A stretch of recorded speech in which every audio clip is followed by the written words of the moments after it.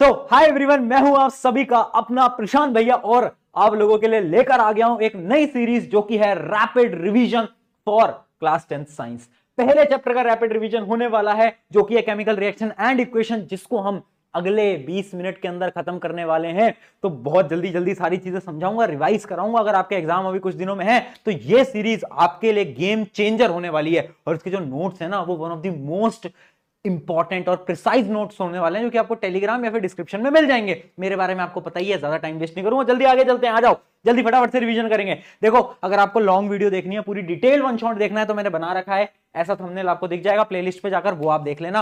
Around 1.5-2 घंटे का है, मस्त मजा आ जाएगा। बट ये है रिवीजन सीरीज। तो चलिए स्टार्ट करते हैं। सबसे पहले जानते हैं कि भैया केमिकल रिएक्शन क्या होती है। बट उससे पहले आपको समझना पड़ेगा चेंजेस क्या होते हैं, बदलाव क्या होते हैं। जिंदगी के अंदर बहुत सारे बदलाव होते हैं ना, जैसे कि आपके दोस्त भी बदल जाते हैं टाइम के साथ। ऐसे बहुत सारे बदलाव होते हैं। एक होता है फिजिकल चेंज, एक होता है केमिकल चेंज। फिजिकल चेंज क्या होता है? वो चेंज, जैसे कि एक एग्जांपल देता हूं, जैसे कि आप पानी को लेते हो, फ्रीजर में रख देते हो, बर्फ बन जाता है, तो लिक्विड सॉलिड में बदला, क्या है? कैसा चेंज है? फिजिकल। केमिकल क्या है? जहां पर केमिकल प्रॉपर्टीज में बदलाव आता है, जहां पर केमिकल प्रॉपर्टीज में बदलाव आता है। जैसे कि आपके घर में आयरन रॉड होगी तो उसके ऊपर रस्टिंग लग जाती है, रस्टिंग हो जाती है, तो वो क्या है? वो एक टाइप का केमिकल चेंज है। जहां पर केमिकल बदलाव आ रहे हैं वो केमिकल चेंज, जहां पर कोई केमिकल चेंज नहीं हो रहा है वो क्या है? वो है फिजिकल चेंज। तो चलिए स्टार्ट करते हैं केमिकल रिएक्शन से कि भैया केमिकल रिएक्शन क्या है। देखो, केमिकल रिएक्शन कोई नई चीज नहीं है, सबको मालूम है। एक ऐसी रिएक्शन जिसके अंदर केमिकल चेंजेस हो रहे हैं, एक ऐसी रिएक्शन जिसके अंदर क्या हो रहे हैं? केमिकल चेंजेस हो रहे हैं। जैसे कि आप दूध लेते हो, है ना, आपकी मम्मी दूध लेती है, उस दूध से दही जमा देती है, देखा होगा आपने। वो जादू थोड़ी ना यार, वो केमिकल चेंज है भाई, कैसी बात कर रहा है? जादू वादू नहीं है, वो क्या है? वो केमिकल चेंज है ना। तो वो क्या हो गया? हमारी केमिकल रिएक्शंस। अब देखो, एक चीज और होती है केमिकल इक्वेशन। अब देखो, आपको पता है कि केमिकल रिएक्शन एक चीज होती है, बट इस चीज को रिप्रेजेंट कैसे करेंगे? किसकी मदद से करेंगे? इसकी मदद से करेंगे, केमिकल इक्वेशन की। तो केमिकल इक्वेशन क्या है? Representation of chemical reaction using symbols and formula. Symbols और फॉर्मूला की मदद से हम केमिकल रिएक्शन को लिख रहे हैं केमिकल इक्वेशन की मदद से। तो केमिकल इक्वेशन क्या है? रिप्रेजेंटेशन। अब देखो, आपको एक चीज समझा देता हूं, ध्यान से देखना। कुछ केमिकल रिएक्शंस को हम ऐसे लिखते हैं, इक्वेशंस को हम ऐसे लिखते हैं, तो जो लेफ्ट साइड वाली चीज है ना, ये जो आप देख पा रहे हो, इसको हम बोलते हैं रिएक्टेंट और राइट वाले को बोलते हैं प्रोडक्ट। बहुत सिंपल चीजें ऑलरेडी आप पढ़ चुके हो। ये है रिएक्टेंट, ये है प्रोडक्ट। जैसे कि आप एग्जांपल देखो, Mg+O2 = MgO, तो इसमें क्या है? ये दोनों क्या है बेटा? ये दोनों हैं रिएक्टेंट और ये क्या है? ये है प्रोडक्ट। ठीक है, समझ गए? अब थोड़ी सी और डिटेलिंग में जाते हैं, थोड़ी सी और डिटेलिंग में जाते हैं और समझते हैं मेक इक्वेशंस मोर इंफॉर्मेटिव। किन चीजों की मदद से हम इक्वेशन को और इंफॉर्मेटिव बना सकते हैं? कुछ चीजें हैं, जैसे कि सबसे पहली चीज है फिजिकल स्टेट। देखो, फिजिकल स्टेट होती है हर एलिमेंट की, कुछ सॉलिड होते हैं, कुछ लिक्विड होते हैं, कुछ गैस होते हैं, और एक नई टर्म और होती है जो कि हम बोलते हैं एक्वस, जिसको हम ए क्यू से रिप्रेजेंट करते हैं। किससे करते हैं? ए और क्यू से रिप्रेजेंट करते हैं। भैया ये एक्वस क्या होता है? देखो, एक्वस यानी आप ये मान लो मिक्सचर, सॉलिड और पानी के मिक्सचर जो हो जाता है, एक तरीके का मिक्सचर जो है, उसको हम एक्वस बोलते हैं, है ना। तो ये एग्जैक्टली लिक्विड फॉर्म में भी नहीं है, ये एक टाइप का मिक्सचर है, तो उसको हम बोलते हैं क्या? Aqueous solution. ए क्यू से रिप्रेजेंट करते हैं। उसके अलावा है कंसंट्रेशन। कंसंट्रेशन जैसे कि कुछ एसिड कंसंट्रेटेड होते हैं तो उसको हम क्या लिखते हैं? CONC. कुछ डाइल्यूट होती है, डाइल्यूट मतलब कम कंसंट्रेशन होता है, उनको हम लिखते हैं क्या? DIL. ये आपको ऑलरेडी पता है। आगे बढ़ते हैं, हीट। देखो, हीट हम कभी कभार देते हैं, तो हीट का सिंबल क्या होता है? हीट का सिंबल होता है ये ट्राइंगल। हीट का सिंबल होता है ये ट्राइंगल। ठीक है, यहां पर बना भी रखा है, आप देख सकते हो, अभी जूम करके दिखा दूंगा। तो ये कुछ चीजें हैं जिनकी मदद से हम क्या कर सकते हैं, जिनकी मदद से हम इक्वेशन को और ज्यादा इंफॉर्मेटिव बना सकते हैं। जैसे कि एग्जांपल आप ध्यान से देखोगे तो आपको पता चलेगा, Zn क्या है? सॉलिड में है, सॉलिड में है। HCl एक्वस में है और कंसंट्रेटेड है। उसके अलावा देखो, हीट दे रहे हैं तो यहां पर हम ऐसे भी लिखवा सकते हैं हीट का सिंबल। उसके अलावा ZnCl2 एक्वस में है, और उसके बाद H2 गैस में है, और लास्ट में हीट रिलीज हो रही है, हीट बाहर निकल रही है। तो ऐसे हम अपनी इक्वेशंस को लिखते हैं ताकि इंफॉर्मेटिव लगे, ताकि अच्छा लगे, अट्रैक्टिव लगे और इंफॉर्मेशन आपको मिले। ठीक है, चलिए आगे बढ़ते हैं। अगली चीज है, कुछ इंपॉर्टेंट टर्म्स के बारे में बात करते हैं। पहली इंपॉर्टेंट टर्म है प्रेसिपिटेट। ये क्या होता है? It is an insoluble solid which settles down after the completion of chemical reaction. समझा देता हूं, सुनो। जब हम दो एक्वस सॉल्यूशन को लेते हैं और हम उन्हें मिक्स करते हैं, उन दोनों के मिक्स करने से एक सॉलिड बनता है। वो जो सॉलिड है ना, जो कि डिसॉल्व नहीं होता, इनसॉल्यूबल। क्या है? इनसॉल्यूबल। उस सॉलिड को बोल देंगे क्या? ये तो भैया प्रेसिपिटेट है, ये तो भैया क्या है? प्रेसिपिटेट है। अगला पॉइंट देखो, एक्सोथर्मिक रिएक्शन और एंडोथर्मिक रिएक्शन। एक्सोथर्मिक क्या है? वो रिएक्शन जिनमें हीट रिलीज हो रही है, हीट एनर्जी रिलीज हो रही है। एंडोथर्मिक क्या है, जिसके अंदर हीट एनर्जी क्या हो रही है, अब्सॉर्ब हो रही है, हमें हीट देनी पड़ रही है, वो क्या है, एंडोथर्मिक। ठीक है, एग्जांपल आप खुद बताना, खुद सोचो कि जो डाइजेशन का प्रोसेस है, आपने लाइफ प्रोसेस में पढ़ा है ना, डाइजेशन, रेस्पिरेशन, ये क्या है, एंडो है एक्सो है, ये है एक्सोथर्मिक। क्यों, क्योंकि उसमें क्या होता है ना, उसमें आपका ग्लूकोज वगैरह ब्रेक डाउन होता है ना, और डाइजेशन के अंदर आपका ग्लूकोज फॉर्म हो रहा है, तो उसके अंदर क्या होती है, एनर्जी बन रही है, और जब भी एनर्जी बनेगी तो समझ लेना एक्सोथर्मिक प्रोसेस है। एंडोथर्मिक क्या है, एंडोथर्मिक का एक एग्जांपल है फोटोसिंथेसिस।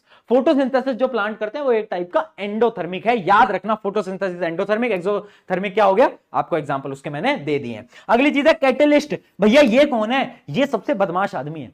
कैटलिस्ट वो दोस्त है, एक दोस्त नहीं होता आपके ग्रुप के अंदर जो कि दो दोस्तों के बीच में लड़ाई लगाकर आता है, खुद से लड़ाई नहीं करता, वो तो कान भर देता है, बोलता है कि इसने तेरे बारे में बोला, इसने बोला, वही है कैटलिस्ट। तो कैटलिस्ट क्या करता है, रिएक्शन के अंदर डायरेक्टली इन्वॉल्व नहीं होगा, बट जो आपकी रिएक्शन है उसकी स्पीड इंक्रीज या डिक्रीज कर देगा। तो कैटलिस्ट क्या है, is a substance that speeds up the chemical reaction और लोअर्स द टेंपरेचर और प्रेशर नीडेड। मतलब डायरेक्टली इन्वॉल्व नहीं होगा, इनडायरेक्टली सारे काम कर देगा और रिएक्शन की स्पीड को चेंज कर देगा। ठीक है, चलिए ये हो गया कैटलिस्ट के बारे में बात, आगे बढ़ते हैं। अब देखो कैरेक्टरिस्टिक्स ऑफ केमिकल रिएक्शन, यानी एक केमिकल रिएक्शन हुई, मुझे कैसे मालूम, मुझे कैसे पता भैया कि केमिकल रिएक्शन हुई है, कैसे पता लगाऊंगा, पता है कैसे पता लगाओगे, कुछ उसके कैरेक्टरिस्टिक्स हैं, जैसे आपके कैरेक्टरिस्टिक्स हैं, आपके बाल लंबे हैं, बाल छोटे हैं, आंख लंबी है, आंख छोटी है, उसी प्रकार से इसके कैरेक्टरिस्टिक्स हैं। कैसे, पहला है चेंज इन कलर, कुछ रिएक्शंस में रंग बदल जाता है, जैसे उसने रंग बदले वैसे यहां पर भी रंग बदल रहे हैं बेटा। अगला है चेंज इन टेम्परेचर, कभी कभार चेंज टेम्परेचर बदल जाता है, जैसे एक्सोथर्मिक रिएक्शन में क्या होता है, हीट एनर्जी रिलीज हो जाती है। ठीक है, एक्सोथर्मिक के अंदर हीट। ये सारे एग्जांपल अभी मत देखो, आगे मैं सारे एग्जांपल बताऊंगा। उसके अलावा चेंज इन स्टेट, कभी सॉलिड लिक्विड, लिक्विड सॉलिड ऐसे बदल जाता है। अगला है गैस, गैस निकल जाती है कभी कभार। उसके अलावा फॉर्मेशन ऑफ प्रेसिपिटेट, कभी कभार प्रेसिपिटेट बन जाता है, फॉर्मेशन ऑफ प्रेसिपिटेट। उसके अलावा एंडोथर्मिक रिएक्शन, एक्सोथर्मिक, ये तो दोनों मैंने आपको समझा ही दी हैं ऑलरेडी। ठीक है, ये जो एग्जांपल्स हैं ये मैं अभी आपको बताऊंगा। ठीक है, चलो अब आगे बढ़ते हैं फटाफट से। अब हम पढ़ते हैं, पहले हम देखते हैं बैलेंसिंग, उन एग्जांपल्स को हम जानेंगे धीरे धीरे, बट सबसे पहले अपन बैलेंसिंग समझ लेते हैं, क्योंकि बैलेंसिंग पे एक क्वेश्चन बेटा पेपर में आएगा, मैं फिर बोल रहा हूं आएगा, मतलब आएगा एक क्वेश्चन, चाहे एमसीक्यू में आए चाहे 2-3 नंबर का आए, बट एक क्वेश्चन आता है। बैलेंसिंग क्यों करनी होती है, क्योंकि एक रूल होता है, एक लॉ होता है, law of conservation of mass. ठीक है, कि मास जो है वो कंजर्व रहना चाहिए। बैलेंसिंग में हम करते क्या है, जितने रिएक्टेंट हैं उतने ही प्रोडक्ट, दोनों को बराबर बनाते हैं। ठीक है, अब हम एक एग्जांपल ले लेते हैं, इस एग्जांपल को लेते हैं और इसको हम बैलेंस करते हैं। तो देखो बैलेंसिंग का क्या रूल है, आप बस उतना समझो। आपको सबसे पहले एलिमेंट्स लिखने हैं, कौन कौन से एलिमेंट्स हैं, Fe है, हाइड्रोजन है, ऑक्सीजन है। फिर आपको लिखना है कि रिएक्टेंट में वो कितने हैं, रिएक्टेंट कौन सा होता है बेटा, लेफ्ट साइड, एक है। ठीक है, हाइड्रोजन कितना है, 2 है, ऑक्सीजन 1 है। अब देखो प्रोडक्ट में कितने हैं, उधर 3 है, हाइड्रोजन कितने हैं, हाइड्रोजन बेटा 2 है, और उसके अलावा ऑक्सीजन कितने हैं, ऑक्सीजन है 4। अब ये देखो बैलेंस नहीं है, रिएक्टेंट और प्रोडक्ट बराबर होने चाहिए। हम क्या करेंगे, हम देखेंगे सबसे ज्यादा कौन, जो सबसे बड़ा उसको सबसे पहले बराबर कर दो। सबसे बड़ा कौन, ऑक्सीजन। तो अगर मैं रिएक्टेंट पे ऑक्सीजन को 4 से मल्टीप्लाई कर दूंगा तो क्या बराबर हो जाएगा, बिल्कुल हो जाएगा। तो मैं क्या करता हूं, सबसे पहले जो मैं काम करता हूं वो मैं क्या करता हूं, मैं यहां पर ना यार भैया 4 से मल्टीप्लाई कर देता हूं, कर दिया 4 से मल्टीप्लाई, कोई दिक्कत। जैसे ही मैंने 4 से मल्टीप्लाई करा तो हाइड्रोजन 8 हो गए। अब यहां पर हाइड्रोजन हो गए 8, तो अब मुझे इसको भी 4 से मल्टीप्लाई करना पड़ेगा ना भाई, तो इसको मैं यहां से 4 से मल्टीप्लाई कर देता हूं बस। अब देखो आयरन यहां 3, यहां पर 1, बड़ी नाइंसाफी है, नाइंसाफी नहीं देखेंगे अपन, इसको भी 3 से मल्टीप्लाई कर देंगे, तो यहां पर 3 से मल्टीप्लाई कर दो। तो फाइनल इक्वेशन आ गई 3Fe + 4H2O equals to Fe3O 4 + 4H2। देखो सारी चीजें हो गई हैं आपकी बैलेंस। इस तरीके से आप जल्दी में बहुत आसान तरीके से बैलेंस कर सकते हो। Balancing is one of the most easier topic of this chapter.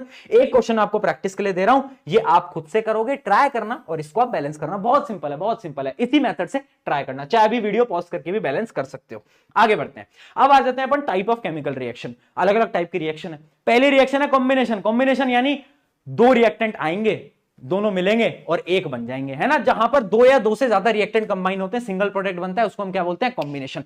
अब डेफिनेशन नहीं पूछते, एग्जाम्पल पूछे जाते हैं। तो एग्जाम्पल जानना बहुत इंपॉर्टेंट है। सबसे पहला जो एग्जाम्पल है वो आपकी स्क्रीन पे आपको दिख रहा होगा, जो कि है ये। इसको पता है क्या बोलते हैं, कैल्शियम ऑक्साइड। और इसका एक निकनेम है, जैसे तुम्हारे निकनेम है वैसे इसका निकनेम है क्विक लाइम। इसका निकनेम है क्विक लाइम। ठीक है, ये जब पानी में, इसको पता है, इसको हिंदी में चूना बोलते हैं। आपके घर में वो व्हाइट वॉशिंग होती है ना, चूना जो होता है वो होता है ये। तो ये जो चूना है इसको हम पानी में मिलाते हैं। जब हम इसको पानी में मिलाते हैं ना, तो पता है क्या बनाता है, कैल्शियम हाइड्रोक्साइड। और इसका निकनेम क्या है, इसका निकनेम है स्लेक्ड लाइम। पानी में मिलाया, क्या बन गया, स्लेक्ट लाइम बन गया, स्लेक्ट लाइम। और ये जो प्रोसेस होता है ना, ये जो प्रोसेस, ये पता है कैसा होता है, ये एक एक्सोथर्मिक प्रोसेस है। यहां पर ना बेटा क्या होता है, हीट एनर्जी निकलती है। क्या निकलती है, हीट एनर्जी निकलती है। तो याद रखना ये जो रिएक्शन है ये एक्सोथर्मिक रिएक्शन है। अब इस रिएक्शन का एक और पार्ट है, पता क्या होता है, वो चूना आप क्या करते हो, दीवारों पे लगा देते हो। अब जैसे आप उसको दीवारों पे लगा देते हो, जैसे आप उसको दीवारों पे लगा देते हो, तो आसपास में जो कार्बन डाइऑक्साइड है ना, वो रिएक्ट करती हैं, और रिएक्ट करके पता क्या बनाती है, रिएक्ट करके बनाती है ये कैल्शियम कार्बोनेट की लेयर और साथ में पानी। हाँ, और वो जो आपकी दीवारें शाइनी लुक देती है ना, शाइनी फिनिश देती हैं, वो इसी वजह से होता है, कैल्शियम कार्बोनेट की वजह से। तो ये भी क्या है, ये भी कॉम्बिनेशन हो गया एक टाइप का, है ना, ये भी एक टाइप का कॉम्बिनेशन हो गया। तो ये क्या है, कैल्शियम कार्बोनेट शाइनी फिनिश देता है, इस बात को हमें याद रखना है। तो ये हो गया हमारा एक एग्जांपल। उसके अलावा एक एग्जांपल होता है हाइड्रोजन ऑक्सीजन कंबाइन होकर क्या बनाते हैं, पानी बनाते हैं। तो बहुत सिंपल है, ठीक है। आई होप आपको ये चीज समझ आ गई होगी, ठीक है। अब आप एक चीज समझ लेना, एक होता है आपका CO2 test, carbon dioxide test. मतलब कार्बन डाइऑक्साइड आ रही है, तो मुझे कैसे पता चलेगा कि कार्बन डाइऑक्साइड है या नहीं है, उसका कोई टेस्ट भी तो होना चाहिए। तो उसके टेस्ट का नाम होता है लाइम वाटर टेस्ट। क्या होता है बेटा, lime water test. Lime water test क्या होता है, कुछ नहीं होता, ऊपर रिएक्शन लिखी है, ये देख, ये होता है लाइम वाटर टेस्ट, ये है लाइम वाटर टेस्ट। अगर हम ये होता है लाइम वाटर, ये जो स्लेक्ट लाइम है ना, यही होता है लाइम वाटर। अगर हम लाइम वाटर में से कार्बन डाइऑक्साइड पास करेंगे ना, तो वो कैल्शियम कार्बोनेट में बदल जाएगी। मतलब वो थोड़ा सा व्हाइट कलर में बदल जाता है, उसका मिल्की कलर हो जाता है। मिल्की होता है ना सफेद रंग, उसका कलर सफेद हो जाता है। किसकी वजह से, कैल्शियम कार्बोनेट की वजह से। यही होता है लाइम वाटर टेस्ट, कुछ नहीं होता, इतना सिंपल। चल फटाफट से आगे बढ़ते हैं, अगली रिएक्शन देखते हैं, डीकंपोजिशन रिएक्शन। डीकंपोजिशन में क्या है, टूट जाना। जैसे कि आपका दिल भी उसने तोड़ दिया था, उसी प्रकार से यहां पर रिएक्शन टूटेंगे, यहां पर कंपाउंड टूटेंगे, रिएक्टेंट टूटेंगे। देखते हैं कैसे। देखो एक एग्जांपल इसका देखते हैं, जो कि बहुत इंपॉर्टेंट एग्जांपल है, जो कि है कैल्शियम कार्बोनेट का। ये आप एग्जांपल देख पा रहे हो, कैल्शियम कार्बोनेट। कैल्शियम कार्बोनेट को अगर हम हीट करते हैं ना, हीट करते हैं, तो वो कैल्शियम ऑक्साइड और कार्बन डाइऑक्साइड के अंदर टूट जाता है। यानी यहां पर हमें क्या देना पड़ा, हीट देना पड़ा।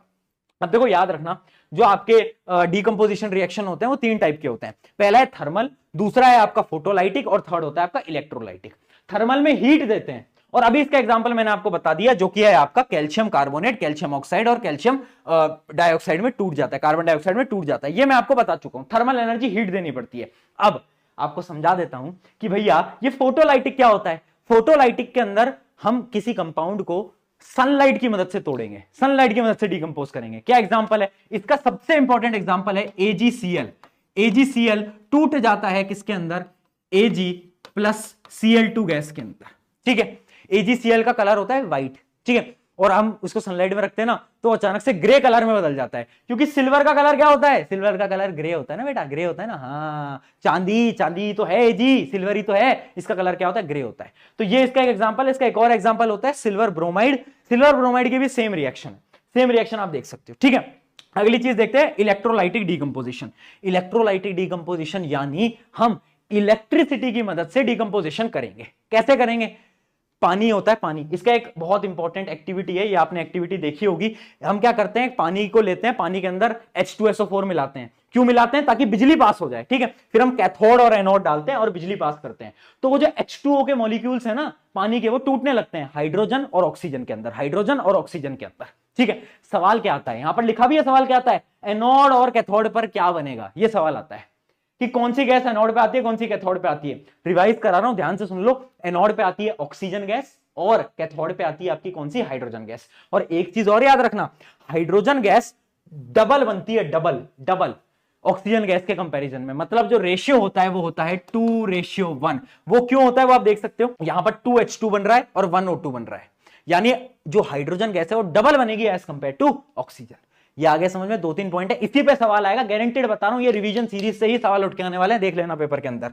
चलो बहुत बढ़िया। उसके अलावा एक चीज और समझ लो, हाइड्रोजन टेस्ट क्या होता है। हाइड्रोजन को चेक करने का क्या टेस्ट होता है, एक पॉप साउंड टेस्ट होता है। पॉप साउंड टेस्ट क्या होता है, कुछ नहीं होता, हाइड्रोजन गैस आती है, उसको हम उसके पास में हम एक मोमबत्ती लगा देते हैं, तो वो पॉप साउंड करता है, pop pop pop pop pop, ऐसे जैसे आपके पटाखे फूटते हैं ना, वैसे वो फूटता है। बस यही होता है इसका पॉप साउंड टेस्ट, ठीक है। चलिए आगे बढ़ते हैं। तो आई होप यहां तक आपको सारी चीज समझ आ गई होंगी, एक्टिविटी आपको बताइए। अब हम बढ़ रहे हैं डिस्प्लेसमेंट रिएक्शन। डिस्प्लेसमेंट रिएक्शन क्या होती है, जब एक एलिमेंट दूसरे एलिमेंट को डिस्प्लेस कर दे। कैसे डिस्प्लेस कर देगा, जो जितना ताकतवर वो कम ताकतवर को डिस्प्लेस कर देगा। 2 टाइप के होते हैं डिस्प्लेसमेंट रिएक्शन, एक होता है सिंगल, एक होता है डबल।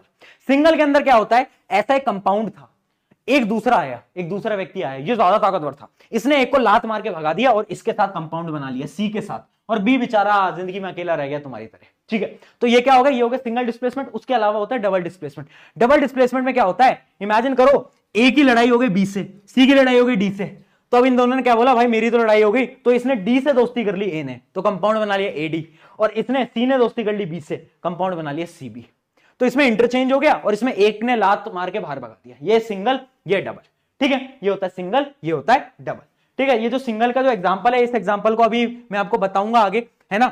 तुम्हारे मन में सवाल आ रहा होगा कि भैया ये बताओ हमें कैसे पता चलेगा कौन कितना ताकतवर, ये तो बताया नहीं। तो इसकी एक टेबल होती है जो कि एनसीईआरटी की टेबल है, ये पूरी की पूरी कि मेटल्स का कौन सबसे ज्यादा रिएक्टिव होता है। तो ये जो है ना पोटेशियम, ये सबसे ज्यादा रिएक्टिव है, और इससे नीचे आते आते आते रिएक्टिविटी सीरीज कम होती जाती है। इसको याद करने का तरीका भी तुम्हें बता रखा है क्या। कैटरीना ने कार मांगी, ऑल्टोजेन फरारी, फिर भी हाय क्यों मिली सिल्वर ऑडी। ये तरीका तुम्हें ऑलरेडी बताया है वीडियो के अंदर, तो इस तरीके से याद कर लेना। अगर पोटेशियम है तो पोटेशियम सारे एलिमेंट्स को क्या कर सकता है, डिस्प्लेस कर सकता है, वो ताकतवर है, ठीक है। अब तुम खुद बताओ, अगर एल्यूमिनियम है और मैग्नीशियम है, क्या एल्यूमिनियम मैग्नीशियम को डिस्प्लेस कर सकता है? नहीं, वो नहीं कर सकता, क्योंकि मैग्नीशियम ज्यादा शक्तिशाली है। वो बोलेगा वो एल्यूमिनियम तू नीचे है, तू नीचे ही रहे, ठीक है। तो जो ज्यादा ऊपर होगा वो डिस्प्लेस कर पाएगा, जो नीचे होगा वो डिस्प्लेस नहीं कर पाएगा। आगे समझ में, चलिए आगे बढ़ते हैं। यहां तक आपको सारी चीजें क्लियर हो गई। अच्छा, डबल डिस्प्लेसमेंट की ये वाली रिएक्शन एक बार देखकर जाना, ये रिएक्शन देख के जाना, क्योंकि ये जो रिएक्शन है इंपॉर्टेंट है, क्योंकि इसके अंदर प्रेसिपिटेट बन रहा है। देखना, Na2SO4 सोडियम सल्फेट रिएक्ट कर रहा है किसके साथ, ये आपका BaCl2 मतलब बेरियम क्लोराइड। ये दोनों एक्वस में है, जब ये दोनों मिलते हैं ना तो एक व्हाइट कलर का प्रेसिपिटेट बन जाता है। प्रेसिपिटेट क्या है, जो कि डिसॉल्व नहीं हो सकता। वो प्रेसिपिटेट क्या होता है, वो होता है ये देख पा रहे हो आप, BaSO4, ये देख पा रहे हो आप, ये जो है प्रेसिपिटेट, ये बेरियम सल्फेट, ये सॉलिड होता है प्रेसिपिटेट। तो ये डबल डिस्प्लेसमेंट भी है और ये प्रेसिपिटेशन रिएक्शन का भी एग्जांपल है। इस वजह से ये रिएक्शन याद करके जानी भैया, ये याद करनी पड़ेगी, ठीक है। चलो आओ फटाफट से अब एक बार अपन एक्टिविटीज को भी देख लेते हैं, कि सारी एक्टिविटीज भी इसी रिवीजन सीरीज के अंदर मैंने आपको करा दी है, तो टेंशन की बात नहीं है। आ जाओ, देखो सबसे पहली चीज है, पहला अपना है Mg+O2, ये आपकी है एक्टिविटी नंबर 1, जो आपकी पहली एक्टिविटी है, जो कि मैग्नीशियम रिबन। मैग्नीशियम रिबन को उठाते हैं, उसको क्लीन करते हैं। क्यों क्लीन करते हैं, क्योंकि उसके ऊपर मैग्नीशियम ऑक्साइड की लेयर है, उसको हटाते हैं, फिर उसे बर्न करते हैं। जब उसे बर्न करते हैं तो वो डैजलिंग फ्लेम्स, बहुत व्हाइट कलर की डैजलिंग फ्लेम से जलता है। ये आपकी एक्टिविटी नंबर 1। अगली एक्टिविटी क्या है, ये है लेड नाइट्रेट की। ये उतनी ज्यादा इंपॉर्टेंट नहीं है, बट इसके अंदर क्या होता है, इसके अंदर एक तरीके का डिस्प्लेसमेंट रिएक्शन फॉर्म हो रही होती है। अगला देखते हैं, जो कि है जिंक ग्रैन्यूल्स इन सल्फ्यूरिक एसिड। अगले में क्या करते हैं हम, जिंक का रिएक्शन कराते हैं HCl के साथ, है ना। HCl के साथ हम क्या करते हैं, या फिर H2SO4 ले लो, इसको H2SO4 ले लो, H2SO4 के साथ रिएक्ट कराते हैं, तो क्या होगा, जिंक ज्यादा रिएक्टिव है, जिंक के पास ज्यादा शक्ति है। तो जिंक क्या करता है, हाइड्रोजन को लात मार के बाहर भगा देता है और ये बना लेता है ZnSO4 प्लस H2। तो यहां पर क्या हो गई, डिस्प्लेसमेंट रिएक्शन। अगला देखो, अगला ये तो मैं आपको बता ही चुका हूं, ये रिएक्शन तो अपन ऑलरेडी पढ़ चुके हैं, है ना, कॉम्बिनेशन के अंदर। आगे देखो, अब आती है one of the most important reaction, जो कि है crystals of ferrous sulphate. Ferrous sulphate के क्रिस्टल, देखो क्रिस्टल का मतलब क्या होता है, उसके पास पानी के कुछ टुकड़े हैं, यानी FeSO4.7H2O, उसके पास कुछ पानी के टुकड़े होते हैं, 7 टुकड़े होते हैं पानी के, ठीक है। हम उसे गर्म करते हैं। अब इसका रंग कैसा होता है बेटा, रंग याद रखना पड़ेगा, ग्रीन कलर होता है बेटा, ग्रीन कलर, ठीक है। इसके पास कितने, इसके पास होते हैं 7 टुकड़े, ग्रीन रंग का है। मैं इसको गर्म करता हूं तो 7 टुकड़े हट जाते हैं और FeSO4 अकेला बचता है। और जब अकेला बचता है तो इसका कलर पता है क्या होता है, व्हाइट। यहां पर लिखा हुआ है, बाद में रीड कर लेना, व्हाइट, ठीक है। फिर मैं इसे और हीट करता हूं, अब ये टूट जाता है बेचारा, किसमें, Fe2O3, SO2 और SO3, ये दोनों है गैसेस। और ये क्या है, ये है एक टाइप का आपका सॉलिड, है ना, ये आपका एक्वस, और ये क्या है, ये एक टाइप की दोनों गैसेस हैं। और इसका कलर क्या होता है, Fe2O3 जो है आपका, इसका कलर क्या होता है, तो इसका जो कलर होता है वो होता है ब्राउन। तो यानी ग्रीन कलर का FeSO4.7H2O किसमें कन्वर्ट हो गया, ब्राउन कलर में कन्वर्ट हो गया। बड़ी इंपॉर्टेंट है, बार बार सवाल आता है। आगे देखते हैं, अगला है मेरा लेड नाइट्रेट। देखो लेड नाइट्रेट को जब मैं हीट करता हूं तो क्या होता है, वो भी टूट जाता है, किसके अंदर, लेड ऑक्साइड, NO2 और O2। और याद रखना NO2 जो होती है वो गैस होती है जो कि ब्राउन कलर की होती है, तो ब्राउन फ्यूम्स निकलते हैं, है ना, ब्राउन कलर की गैस होती है, ये याद रखना, ठीक है। ये आपको इंपॉर्टेंट है, आपको याद रखनी है। और एक चीज और याद रखना, देखो जो इसका जो कलर होता है, इसका कलर होता है आपका येलो।